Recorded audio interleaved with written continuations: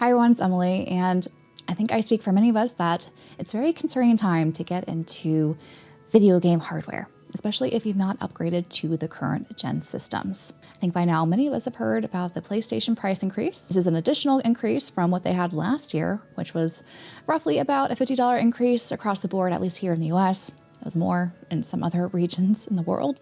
Starting in April, we are seeing a substantial increase in the PS5 hardware lineup. We're talking a minimum of $100 or more added onto the already increased price from last year. So compared to launch in 2020 to now starting in April 2026, we're seeing a price increase of about $150 to even $200 per system. And if you want the new PS5 Pro, we're looking at almost $1,000, especially if you want to buy that external disk drive. Now, this is kind of crazy to think about because usually if you are patient for waiting for hardware, you are often rewarded with cheaper prices of entry and also often improved hardware systems. But we're not really seeing that as a current trend, mostly due to rising memory costs due to AI, as well as some inflation and supply chain kind of pressures that is happening and global economic instability with tariff prices, at least here in the US, and many other multifactorial issues going on. So considering how PlayStation is now playing into the current economic times and maybe as a response to what happened last year with Xbox and their substantial increase in hardware prices, I think many of us can't help but wonder, do we need to buy these systems now? Otherwise, are we going to regret it? And this is also a rising concern with Nintendo, especially if you're not upgraded to a Switch 2 like I haven't myself yet. Are these price hikes also going to be just inevitable for Nintendo as well? And are they going to be just as drastic as PlayStation is playing currently? So I think with all these different pressures that are going on and definitely this broader sense of rising barrier to entry when it comes to getting into console gaming, as well as PC gaming for the most part. I think the sort of buy now or regret it later narrative kind of has been very much pushed right now. And you can't help but see it with all the different headlines and this pressure from social media, and maybe your friends are telling you, hey, you should buy this now. Otherwise, prices are going to go up and you're going to regret it. It's very multifactorial, right?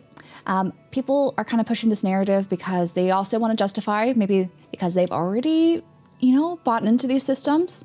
They want to show that, they were smart in buying or adopting early because they got these prices locked in lower than, you would expect if you were patient and waited for the prices to drop.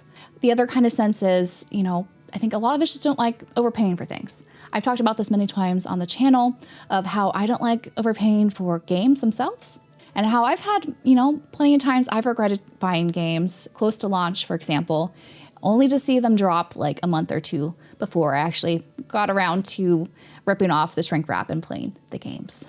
So this same sort of fear, this FOMO that we should buy now or regret later, I think it's very much similar to how a lot of us approach games, especially, during the height of COVID. I think this was a factor that a lot of collectors felt more than ever, that you had to buy these games, especially niche like JRPGs, for example, before they go out of stock, because we just saw from the previous, console cycles that a lot of those were very short in supply and they never really did reprints. But hey, if you look at, 2026, we're seeing so many reprints and remakes, remasters, and ports that it had that FOMO that a lot of us felt a couple years ago when it comes to software, especially physical collecting. We're not feeling it as much nowadays. I wonder if we're going to have a parallel with some of these console or this hardware FOMO that we're feeling right now, that, we're seeing these rise of costs of goods. We don't really have a timeline when they're going to, eventually plateau or lower like they tend to do when it comes to electronics. Of course, there's so many new things that are happening now, with AI and economic instability and shortages and tariffs, all these different things, I think are really making a lot of people confused, if you will. I'm definitely confused about what's happening. I think whenever we feel this sense of unease and unknown, we do make impulsive decisions, especially when it comes to buying decisions. As I mentioned, I've definitely been there with some of my video game buying purchases and regrets that I've talked about, of buying, a brand new game, thinking it's going to go out of stock if I don't buy this now, only to see a price drop a month later, or a reprint with a better version coming out. I think with hardware, there are times that this FOMO is being justified, right? If we plan to upgrade soon and we don't want to pay more if within the year that we plan on, buying the said console, sometimes it makes sense to buy it now, especially when we know, for example, when PlayStation's going to be increasing their prices, and we know Nintendo's probably not going to be that far behind with some sort of price increase if they do one, which I don't really see why they wouldn't, now that Xbox and now PlayStation have done it. And PC parts have also been very expensive with the rising cost of RAM and GPUs and all that. And there's also some further evidence that can help justify someone's purchasing of some brand new consoles right now. For example, with Nintendo, we've just had a massive leak of what new games are coming in 2026 that may spur some people to finally pick up a system because they just were waiting for the right game to do it. Whether it's going to be, the new Zelda remake they've been talking about, or in my case, the Xenoblade Chronicles 2 Definitive Edition that's supposed to be coming out later this year. That is a game that actually I would buy a Switch 2 for, because that's one of my favorite games of all time, and if there's new content being added to it and some quality of life enhancements, I would love to replay that game right away. And there's already a game that I'm also excited for, the Switch 2, but it wasn't enough for me to, pull the trigger right away. And that was for Fire Emblem Fortune's Weave. I'm a huge Fire Emblem fan, but it's sometimes hard for me to justify buying a console for just one game. But now that I have at least 2 games and also a massive Switch library behind me that I could potentially play on that new system, it does kind of, help justify and make sense in my mind. Maybe a Switch 2 right now is not such a bad idea. And this is all, just considering whether or not you can comfortably afford it. I think we all are feeling the pressure of hard economic times, myself included. Sometimes buying a luxury hobby item may not make sense, especially if we already have, the old hardware that plays just as well. With some great games that maybe already are in our backlog we haven't gotten to. I know I have plenty of games in my backlog I still haven't touched yet across multiple different consoles. And, the comfortably afford part is, I think, key that we don't really talk about enough in this community. You definitely don't want to, be putting some of these hardware buying decisions, especially if you had a sense of urgency in order to do it, on a credit card or one of those systems like Klarna or something like that. Because I think we've seen, if you look at the numbers, a lot of people do kind of overestimate, how much they can comfortably afford when they're given these payment plans that sound good in the moment. But when reality creeps in of, other sort of bills that need to be paid and seeing incurring interest in some of these items that you purchased with feeling a sense of FOMO, we sometimes later regret those decisions, and sometimes even pay more for, for example, a PS5 Pro, thinking we were saving money at the time, but in reality, if you look at some of the incurring interest that maybe we had to swipe away with credit cards, it doesn't really make good financial sense. But, all that aside, I think the key takeaway, right, is does a PS5 Pro, just the base PS5, or, a Series X, a Switch 2, or even a PC, there's a lot of decisions or things that we need to think about, when making those purchasing decisions. For me, myself, I said I would kind of share my thought process. I have a PS5, and that plays most, third-party console games, which I tend to enjoy. Like, JRPGs are my bread and butter. Those are kind of the games I mostly play. I do play some other, genres here and there, but I can comfortably play that on my base PS5. I don't really think the upgrade to PS5 Pro makes too much sense for me, especially as a physical collector, because I don't really want to buy, a external disc reader that you need to have an internet connection or to hook up. That is less exciting to me. And that's kind of, physical media is one of the main driving factors of why I like console games, because otherwise a lot of those third-party games I will just play on my PC, which I did upgrade, or I bought and built my own PC. I got a pretty good graphics card and setup. I talked about it in a previous video of what my, my parts picker was, but I feel like my PC is going to last at least like a decade and play a lot of the modern games very comfortably with my 4080 Super and other kind of parts that if I need to upgrade, at that point in time, parts may be cheaper or who knows. But it'll be easier to kind of swap out one part rather than maybe buy a whole new console in order to upgrade my setup. So that's been kind of my thought, at least for the PS5 Pro / third-party games. The main concern for me are some of the first-party Switch games, which are all, going to be exclusive, probably on the Switch 2 moving forward.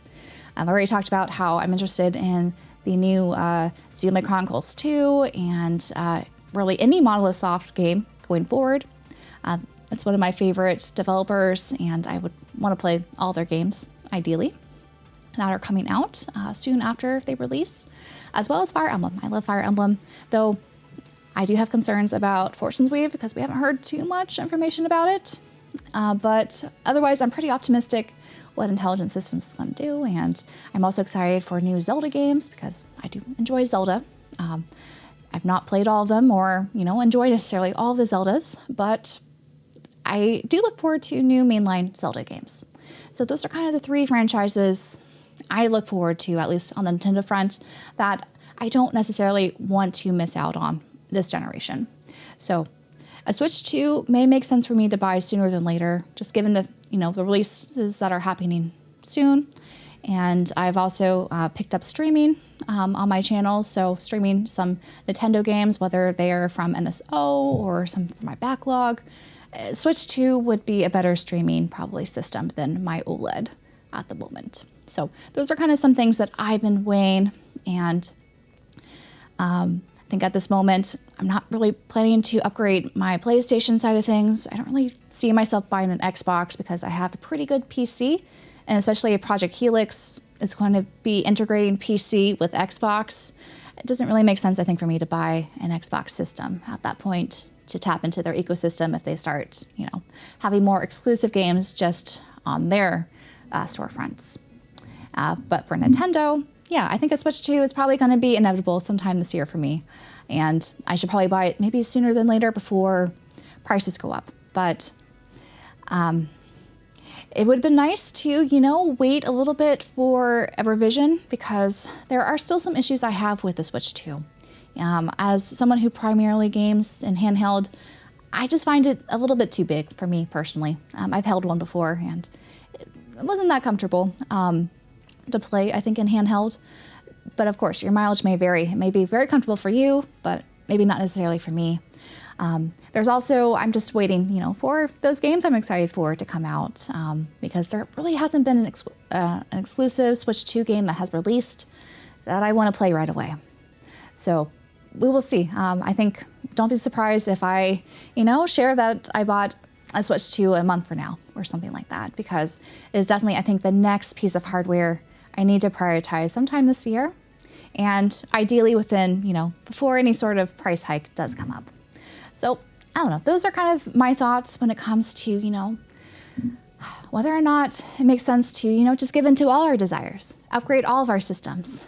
But there was a reason, right? I think many of us have waited, whether it's waiting for, the right time when the right games come release, or if there's some sort of upgrade to the hardware system we were kind of waiting for, because sometimes it's not always best to buy the launch editions.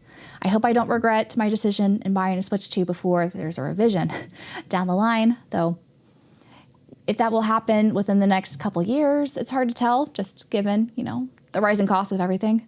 But I think the main takeaway I wanted to kind of share in this video is, it's okay to have these thoughts, and also acknowledge that the sense of urgency may be justified and also may not be justified. So kind of evaluating your own personal situation, whether or not, buying these games now makes sense, or if maybe it's better to wait.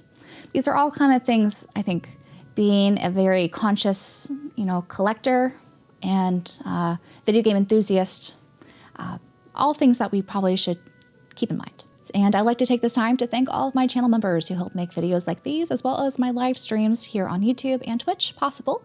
And a big shout out to my Orbit Architect level members, Trin, Night Noctum, George, Joe, Champagne Sherpa, Imaki, Dan, Bryce Platinum, Scott Healy, and Osman. Thank you so much for all your support. So I'd love to hear what your guys' thoughts are. If there's any sort of things that's kept you staying on the crossroads when it comes to some of these buying decisions for upgrading to brand new systems, whether it's for the PS5, maybe a PC, or with the Switch 2. I'd love to hear them. I'm sure many of you have different, experiences or takeaways than I do. So share them down below so we could all maybe have a nice discussion, and not trying to pressure all of us to buy before we're ready, I think is key. Anyways, I hope you guys enjoyed this video, and until my next one, bye guys.